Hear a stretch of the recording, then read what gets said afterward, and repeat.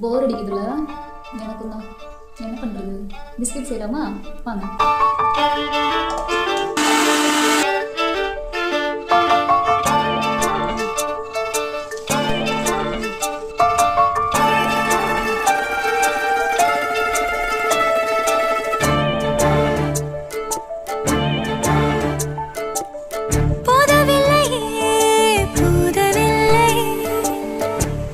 கொஞ்ச நேரம் ஃப்ரிட்ஜில் வச்சுக்கலாம். ஃப்ரிட்ஜில் எடுத்து வச்சு